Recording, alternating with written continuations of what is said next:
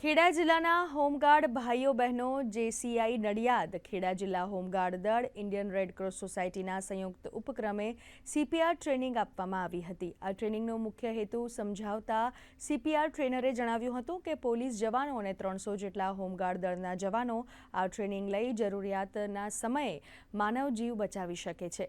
આ ટ્રેનિંગ મેળવનાર વ્યક્તિઓ કોઈપણ જગ્યાએ ગુજરાત સરકાર દ્વારા હોમગાર્ડના જવાનોને સીપીઆર ટ્રેનિંગ મળે તે હેતુથી નાના બાળક સિવાયની કોઈપણ વ્યક્તિ કોઈ કારણસર બેહોશ થઈ ગઈ હોય તો તેને પ્રાથમિક સારવાર મળે ત્યાં સુધી તેમનો જીવ બચાવી શકે છે। ખેડા જિલ્લામાં 300 જેટલા હોમગાર્ડના ભાઈઓ અને બહેનોને સીપીઆરની તાલીમ આપવામાં આવી। સીપીઆરની તાલીમ આગળ પણ 250 જેટલા હોમગાર્ડ જવાનોને આ જેસીઆઈ અને શ્રી દિનસા પટેલ નર્સિંગ કોલેજ દ્વારા આપવામાં આવી હતી। આ બીજો તબક્કો છે।